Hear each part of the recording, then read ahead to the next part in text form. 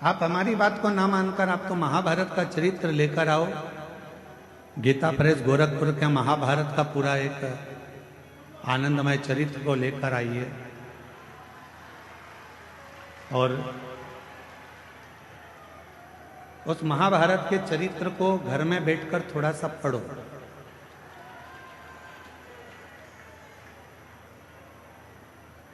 और जब आप महाभारत के उस चरित्र को पढ़ेंगे, अध्ययन करेंगे, उसका स्मरण करेंगे, तो उसमें मिलेगा कि भगवान कृष्ण के पास जाकर पांडव हाथ जोड़कर कहते हैं कि अब हमारे पास कुछ भी नहीं बचा, अब हमारे पास में कुछ भी नहीं, हमारा पूरा वैभव चले गया, हमारा पूरा धन चले गया, हमारी पूरी सत्ता चली गई, हमारा पूरा संपदा चली गई, हम जुए में सब कुछ हार चुके हैं, हमारे पास कुछ भी नहीं बचा, कुछ भी।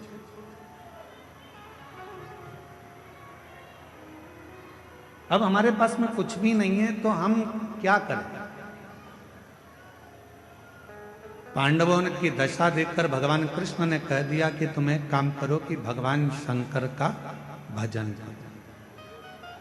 थोड़ा सावधानी पूर्वक कथा सुनिएगा, ध्यान लगाइएगा।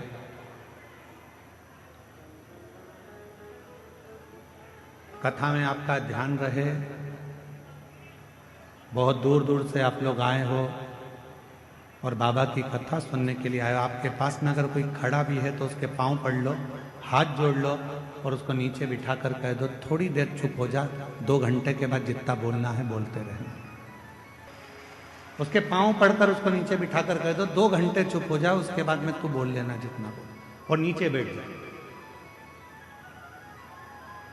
कथा कर रही है, शिव कथा वर्णन कर रही है, पांडव विनय कर रहे हैं, हम क्या करें? महाभारत का वन पर्व कह रहा है। भगवान कृष्ण ने कह दिया कि तुम शिव की आराधना करो, भगवान शंकर की साधना करो। शिव की आराधना, हाँ। भगवान शंकर की साधना, हाँ। इतने में भीम ने कहा कि एक काम करते हैं, अगर शिव जी की ही आराधना करना है, साधना करना है, और शंकर भगवान यदि हमें सब कुछ दे सकते हैं तो हम सीधे कैलाश पर चले जाते हैं और हम सीधे कैलाश पर जाएंगे और कैलाश पर जाकर हम भगवान शंकर की आराधना करेंगे, साधना करेंगे। तब तो भगवान शंकर हम पर प्रसन्न हो जाएंगे, और शिव जी अगर हम पर प्रसन्न हो गए तो भगवान शंकर हमको वापिस सब कुछ दे देंगे। तो एक काम करते हैं कि हम सीधे कैलाश चले जाएं और हम कैलाश जाकर, कैलाश में पहुंचकर भगवान शिव की आराधना साधना करते, सीधे कैलाश।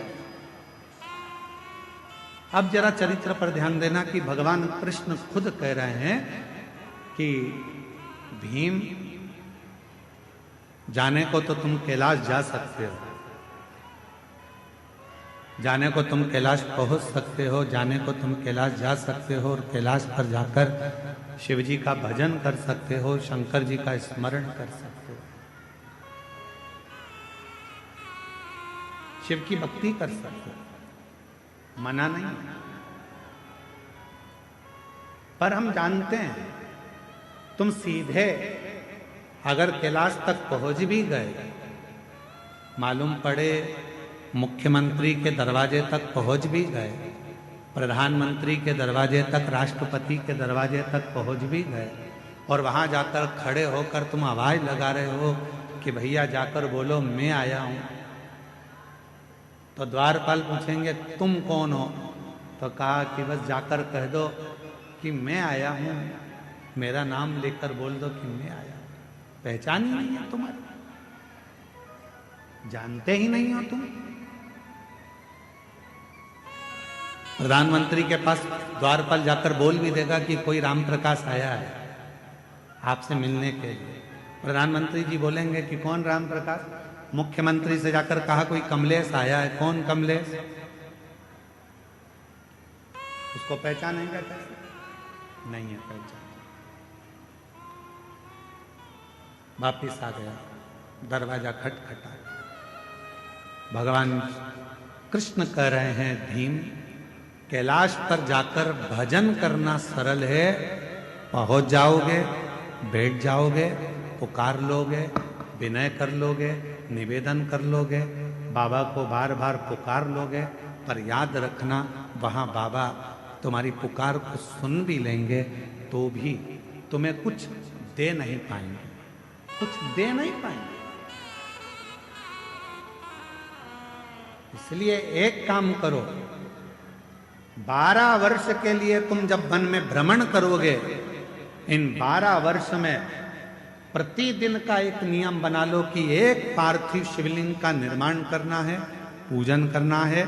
नजदीक में कोई शंकर जी का शिवलिंग है, वहां जाकर आराधना करना है।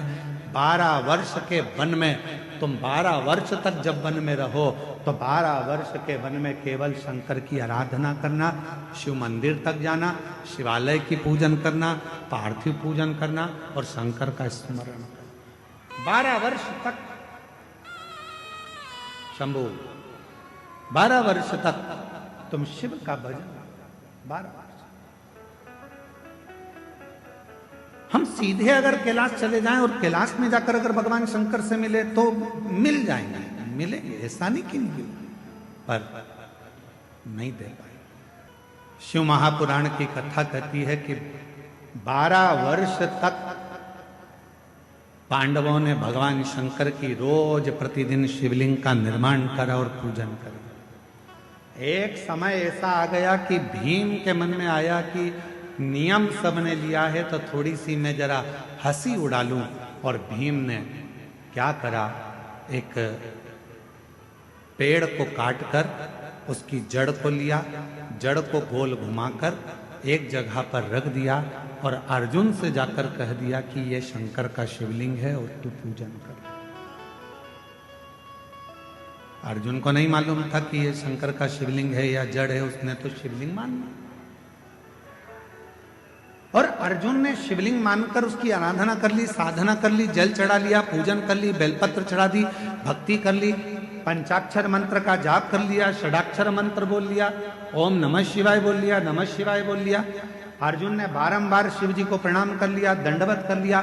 थोड़ी देर बाद भीम आकर बोलता है, जिस शिवलिंग पर तुमने जल चढ़ाया अर्जुन, जिस शिवलिंग पर तुमने बेलपत्र चढ़ाया अर्जुन, जिस शिवलिंग को तुमने भोग लगाया अर्जुन, जिस शिवलिंग को तुमने नमः शिवाय कहा अर्जुन, जिस शिवलिंग को तुमने षडाक्षर मंत्र ओम नमः शिवाय का स्मरण जाप किया है, जिस शिवलिंग के सामने, ये शिवलिंग नहीं है अर्जुन, ये तो मैंने एक पेड़ की जड़ को उठाकर रख दिया था और ये शिवलिंग नहीं है। तुम चाहो तो मैं अभी इसको उठाकर दूर फेंक कर बता देता हूं।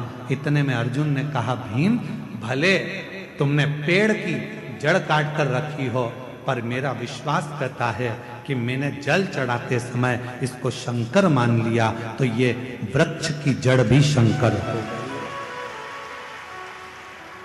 ये वृक्ष की जड़ भी शंकर हो गई है, शिव हो गया है, इसमें शंकर का अंश विराजमान हो गया है, अब ये शिव हो गया, अब तुम इसे उठा नहीं सकते। भीम ने कहा, मैं लेकर आया हूं और यदि मैं लेकर आया हूं तो मैं इसको उठा सकता। अब भीम अर्जुन से कहता है, देखो मैं अभी उठाकर बताता हूं। भीम ने उस जड़ को उठाने का प्रयास करा, खूब प्रयास करा, पर वो जड़ तिल मात्र भी हिल ना सकी।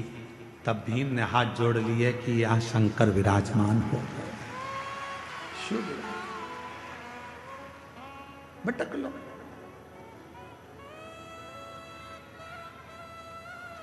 शिव थोड़ी परीक्षा लेते हैं।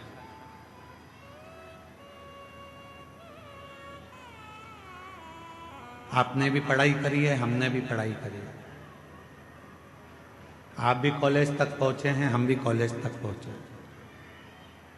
जब छोटी एग्जाम होती थी स्कूल में, त्रैमासिक 3 महीने की, 6 मासिक, बोलो सही है, 6 महीने की, और इसके बाद 12 मासिक 12 महीने की एग्जाम होती थी, परीक्षा होती थी।